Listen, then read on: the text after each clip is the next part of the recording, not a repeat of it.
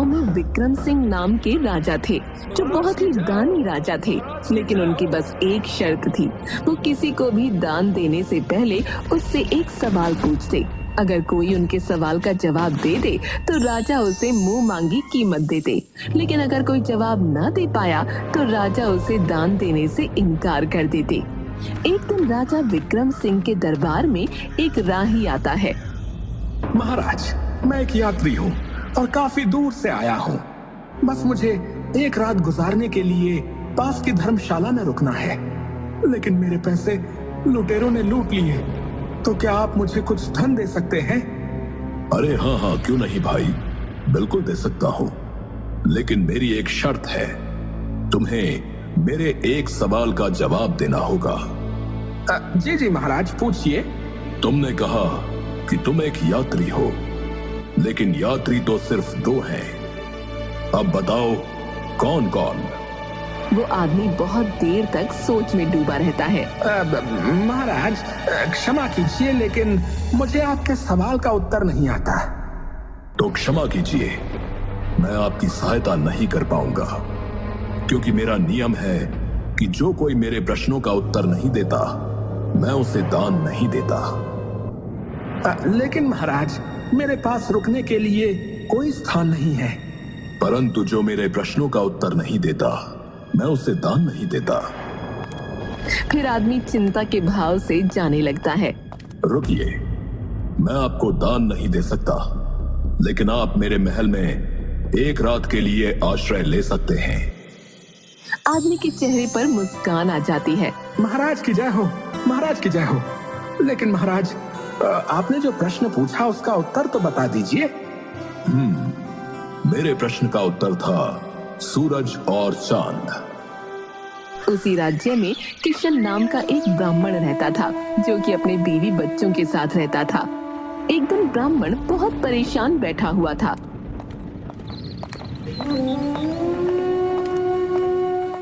क्या हुआ जी, आप बहुत परेशान दिख रहे हो? क्या करूं भाग्यवान, हमारी बेटी के ब्याह की तिथि नजदीक है, लेकिन अभी तक पैसों का बंदोबस्त नहीं हुआ है। तो परेशान ना हो तो क्या करूं? इसमें परेशान होने वाली कौन सी बात है? हमारे राजा बहुत दानवीर हैं। आप उनसे जाकर कुछ मदद ले लीजिए। वो सब तो ठीक है सुलोचना, लेकिन तुम्हें महाराज की आदत के बारे में तो पता ही है। वो दान देने से पहले प्रश्न पूछते हैं, और अगर उसमें से कोई भी उत्तर गलत हुआ तो वो दान देने से इनकार कर देते हैं। वो तो मुझे पता है, लेकिन मुझे आप पर भी पूरा भरोसा है। आपने इतने वेद पुराण पढ़े हैं, मुझे नहीं लगता कि आप उनके सवालों का जवाब नहीं दे पाएंगे। आप जाइए और उनसे कुछ मदद मांगिए। और हाँ, मैं तो कहती हूँ कि आप अजय और विजय को भी ले जाइए। बात तो तुम्हारी सही मालूम पड़ती है। ठीक है, मैं कल सुबह महाराज के पास मदद लेने हेतु जाऊंगा।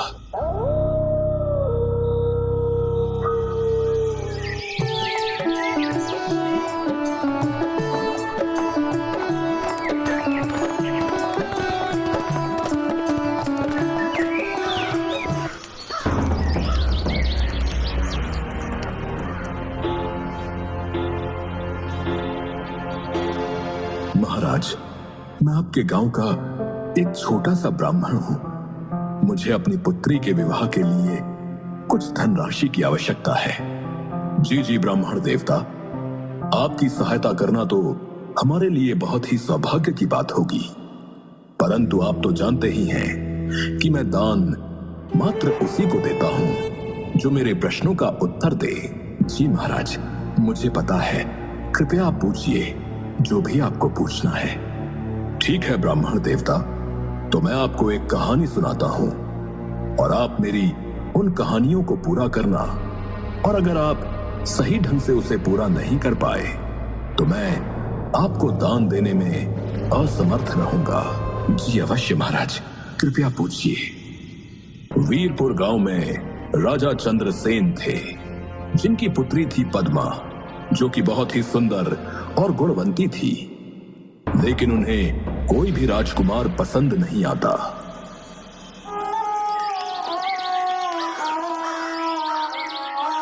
एक दिन राजा अपने कक्ष में परेशान बैठे हुए थे। तभी रानी सुभद्रा वहां आ जाती है। महाराज, आप बहुत परेशान लग रहे हैं। महारानी, अब आप ही बताइए मैं क्या करूं। राजकुमारी को कोई भी लड़का पसंद नहीं आता। अब उनकी उम्र भी हो गई है। महाराज, आप इतने परेशान ना होइए। हमारी राजकुमारी बहुत समझदार है। उन्हें पता है कि उनके लिए क्या सही है और क्या गलत। लेकिन महारानी, उन्हें राजकुमार पसंद ही नहीं आता। अब मैं अपनी पसंद के किसी राजकुमार से उनका विवाह करवा दूंगा।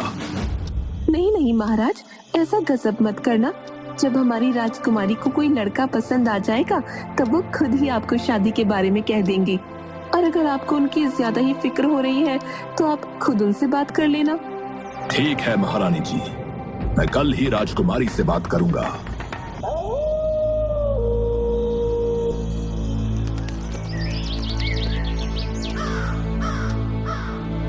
राजकुमारी जी, हमने आपको इतने सारे राज्यों के राजकुमारों से मिलवाया, लेकिन आपको उनमें से कोई भी पसंद नहीं आया। अगर आप कहें तो क्या मैं आपके लिए स्वयंवर रखवा लूं? आपको जो भी राजकुमार पसंद आएगा आप उन्हें अपने वर के रूप में स्वीकार कर लेना। नहीं नहीं पिताजी, मुझे स्वयंवर तो बिल्कुल पसंद नहीं है। स्वयंवर में मुझे कैसे पता चलेगा कि किस राजकुमार के अंदर कौन सा गुण है? मुझे जब कोई राजकुमार पसंद आएगा तब मैं आपको बता दूंगी। नहीं नहीं राजकुमारी, अब मैं आपकी एक नहीं सुनूंगा। कल मैं 4 नौजवानों को बुला रहा हूँ। आपको उनमें से जो भी पसंद आए आप उन्हें अपने वर के रूप में स्वीकार कर लेना। ठीक है पिताजी, अगर मुझे उनमें से कोई पसंद नहीं आया तो मैं उनसे विवाह ना करूंगी। ठीक है।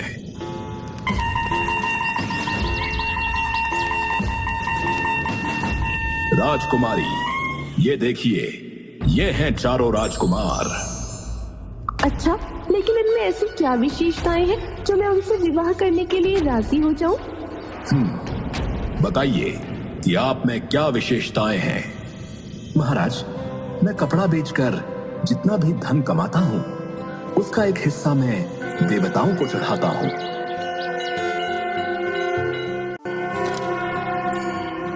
एक हिस्से को अपने ऊपर खर्च करता हूँ और एक हिस्सा बचाकर रखता हूँ और एक हिस्से को अपनी पत्नी के लिए रखता हूँ।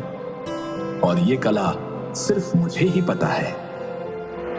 अगर तुम इनसे शादी करोगी तो तुम्हें कभी भी पैसे की तंगी नहीं देखनी पड़ेगी। हाँ, अब आप बताइए कि आप में क्या गुण है। महाराज, मैं सभी पशु पक्षियों की बोली जानता हूँ। मैं किसी भी पशु पक्षी की बोली आपको सुना सकता हूँ और समझ भी सकता हूँ। महाराज, मुझे सारे वेदों, उपनिषदों और पुराणों का ज्ञान है। अगर आप चाहें तो आप मुझसे कुछ भी पूछ सकते हैं। अभी उसकी आवश्यकता नहीं है। समय आने पर हम आपकी परीक्षा लेंगे। हाँ बताइए, तुम में ऐसा क्या खास गुण है जो मेरी बेटी तुमसे विवाह करे। महाराज, पशुओं की आवाज निकालना कोई बड़ी बात नहीं और वेद उपनिषदों का ज्ञान भी बहुतों के पास होता है। और पैसों को कैसे और कहां खर्च करना है ये भी बहुत सारे लोग जानते हैं। लेकिन जो मुझ में विशेषता है वो बहुत कम लोगों में देखने को मिलती है। मैं शब्द भेदी बाण चलाना जानता हूं और मेरा निशाना बिल्कुल सटीक लगता है। जहां से भी आवाज आती है मैं वहीं पर बाण चलाता हूं।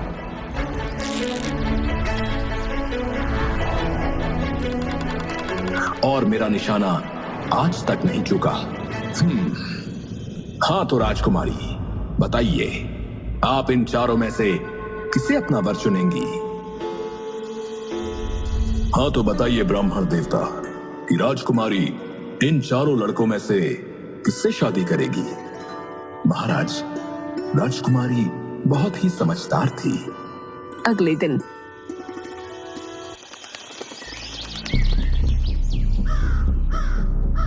राजकुमारी, आपने कहा था कि आप आज बताएंगी कि आप इन 4 में से किसे अपना वर चुनेंगी। जी पिताजी, मैंने अपना वर चुन लिया है। पिताजी, जो पहले प्रतिद्वंदी है वो शिल्पी है, जो पशुओं की भाषा जानता है वो ज्ञानी है, जिन्हें पुराणों का ज्ञान है वह ब्राह्मण है, पर जो शब्द भेदी बाण चलाना जानते हैं वो एक क्षत्रिय है, तो एक क्षत्रांगिनी का विवाह भी क्षत्रिय से होना चाहिए। राजा अपनी पुत्री की बुद्धिमत्ता को देखकर बहुत खुश हो जाते हैं और उनका विवाह चौथे लड़के यानी जो क्षत्रिय था उनसे करवा देते हैं। वाह, अति उत्तम। ब्राह्मण देवता मान गए आपके ज्ञान को। हाँ तो अजय, अब तुम्हारी बारी। मानिकपुर गांव में रमन नाम का एक किसान अपनी बूढ़ी मां के साथ रहता था। वो दिन भर खेती मजदूरी करके गुजारा करता था।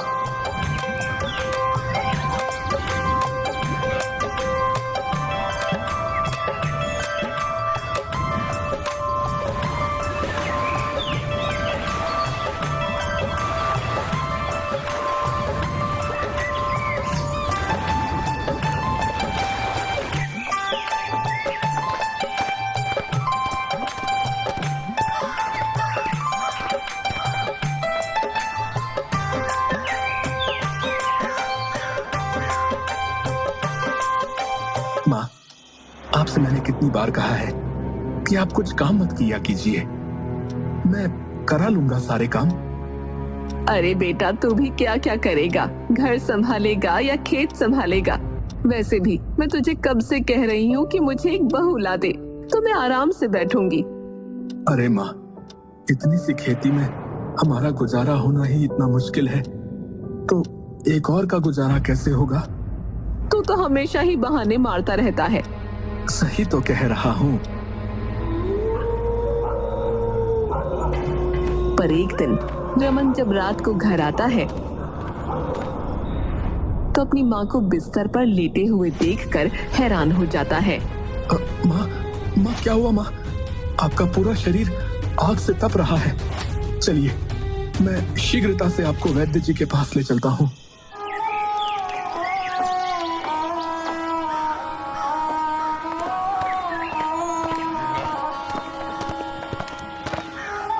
वैद्य जी, देखिए ना, मेरी माँ बहुत ज्यादा ज्वर में है। बेटा, अभी तो मैंने इन्हें औषधि दे दी है, लेकिन इनका उपचार मुझसे नहीं होगा। तुम एक काम करो, शहर जाकर किसी अच्छे से डॉक्टर को अपनी माँ को दिखाओ। ठीक है वैद्य जी, जैसा आप कहें मैं वैसा ही करूंगा। लेकिन बेटा, तुम्हें कम से कम 15-20 हजार रुपयों का इंतजाम करना पड़ेगा। मैं अपनी माँ के लिए कुछ भी कर सकता हूँ। रमन उसकी माँ को घर ले आता है। माँ को शहर में अच्छे डॉक्टर को भी दिखाना है, लेकिन पैसों का क्या करूंगा? कहाँ से लाऊंगा इतने पैसे? बेटा, तुझे मेरी फिक्र करने की जरूरत नहीं है। अब मैं बूढ़ी हो चुकी हूँ। मेरी जितनी उम्र थी मैं जी चुकी हूँ। ऐसा मत बोलो माँ।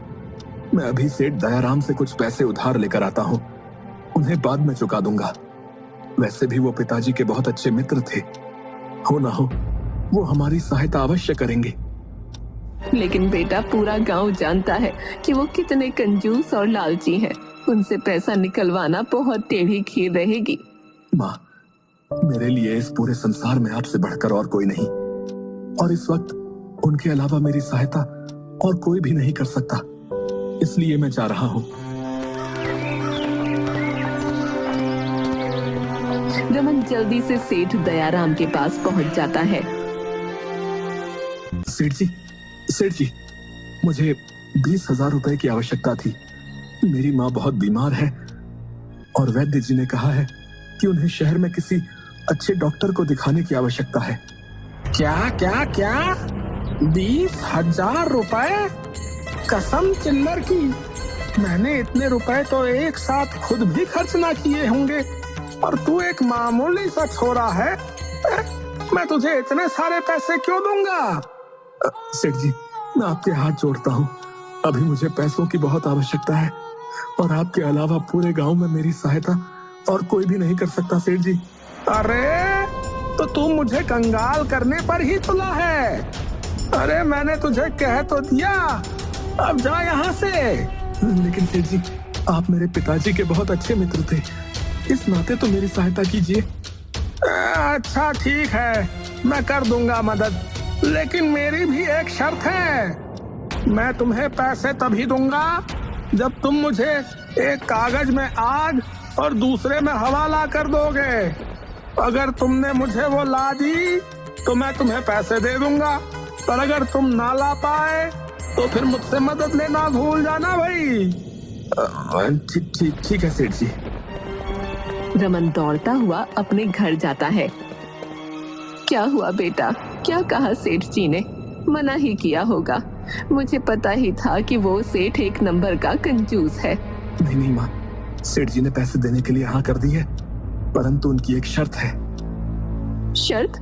मुझे तो पता ही था कि वो सेठ बहुत चालाक है। वो हर मुमकिन कोशिश करेगा पैसे देने से बचने की। वैसे क्या शर्त रखी है उस सेठ ने?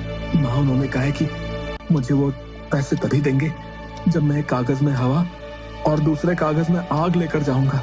उस समय तो मैंने हाँ कर दी, लेकिन अब मेरी समझ में ये नहीं आ रहा है कि मैं उन्हें कागज में हवा और आग कैसे दूं। अरे तो मैं तुझे बताती हूँ।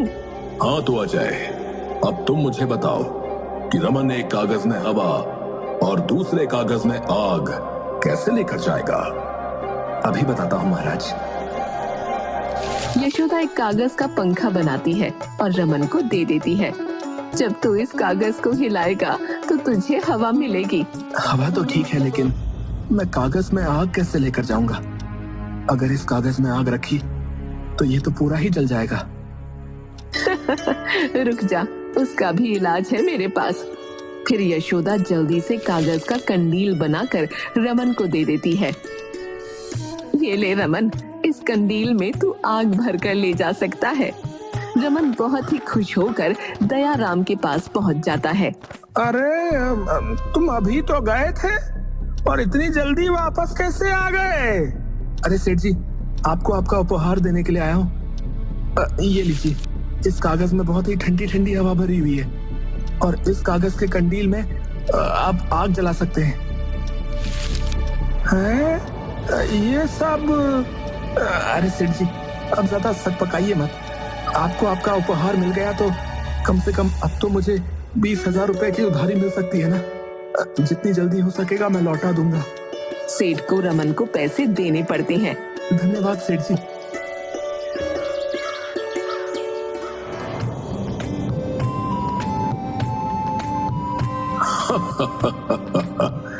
वाह अजय वाह, मैं तुम्हारे उत्तर से बहुत प्रसन्न हूँ। तो अब विजय, तुम्हारी बारी। जी महाराज, पूछिए, आपको मुझसे क्या पूछना है?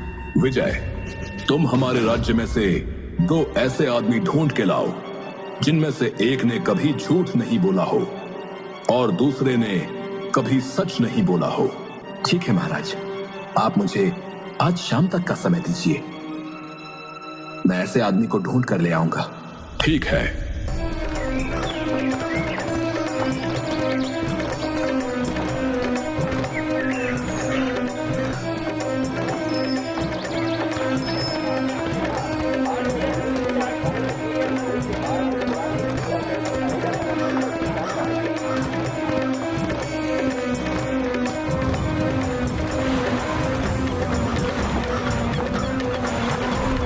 विजय एक आदमी को अपने साथ लेकर आता है।